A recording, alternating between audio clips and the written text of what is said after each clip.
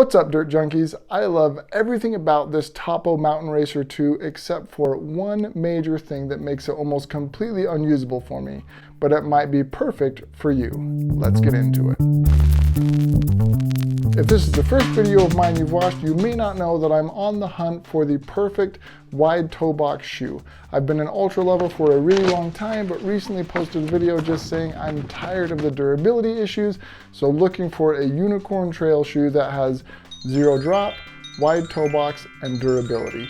The Topo MTN Racer 2 came highly recommended, even though it has a small drop from heel to toe, and so I thought I would check it out. I love it. But before I tell you the things I love and don't love about this shoe, let me give you a quick walk around the Topo MTN Racer 2. Starting from the bottom, there is a Vibram outsole with some nice aggressive lugs on the bottom.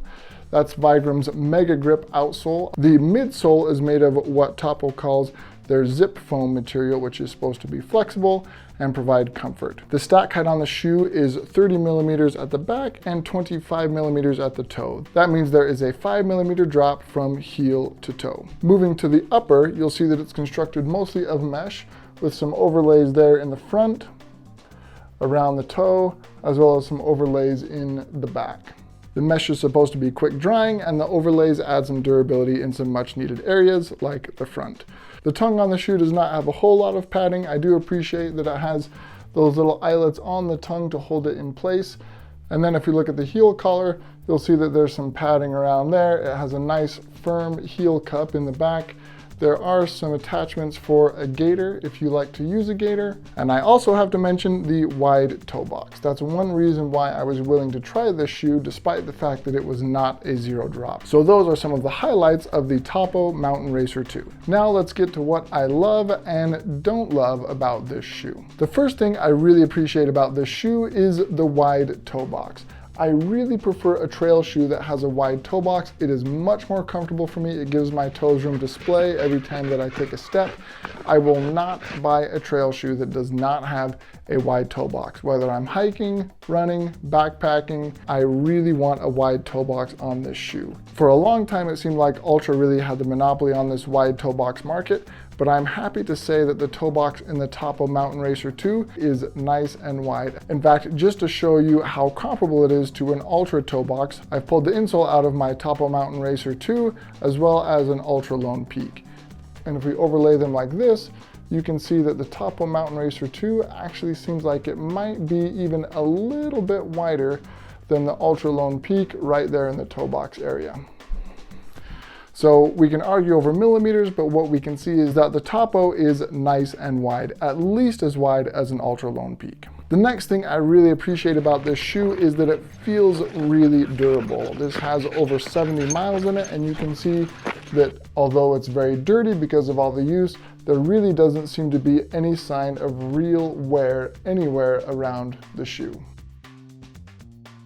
I think that this mesh in the upper is nice and durable, but I also think that that's because of this nice thick overlay on the toe. It's pretty stiff, so when you're kicking rocks, going through boulder fields, whatever, you're not going to get a lot of wear on the front of your shoe right here. Although I don't have hundreds of miles in the shoe, I can tell you at 60 or 70 miles, it is holding up great and feels like it will continue to hold up. Next is the grip. I really like a shoe with the Vibram outsole. I feel like that Mega Grip material really has a corner on the traction market. In testing the shoe, I've actually been able to use it in all kinds of conditions. One hike up Mount Timpanogos, a local trail here in Utah, was super rainy. I took it as a good opportunity to try this on all kinds of terrain in those super sloppy conditions. What I can tell you is what I would expect. The Vibram Mega Grip outsole works fantastic in all conditions. Dry, wet, dusty, muddy, rocky, gravel, anything. I'm really happy with the Vibram Mega Grip outsole on the Topo MTN Racer 2. Another really important thing for me when it comes to my trail shoes is they have got to be comfortable on long days. After testing this, as well as some Altras and some other zero drop shoes, I decided to wear this shoe on my Grand Canyon rim to rim day hike. It was a 27-mile day, at least 10 hours on my feet during a 14-hour total hike, and my feet were comfortable the entire time. I think a lot of that has to do with the nice high stack height, as I said, 30 millimeters in the back, 25 in the front, and that zip foam really seems to provide nice stability as well as the perfect amount of cushion that feels nice and sturdy, but at the same time nice and flexible. So you can see that it flexes really nice with your foot while at the same time providing stability. The comfort of the shoe is fantastic in the midsole, but also in the upper. I really like that it's constructed mostly of mesh. It does seem to be more of a thicker, more durable mesh than what I've experienced on other trail runners.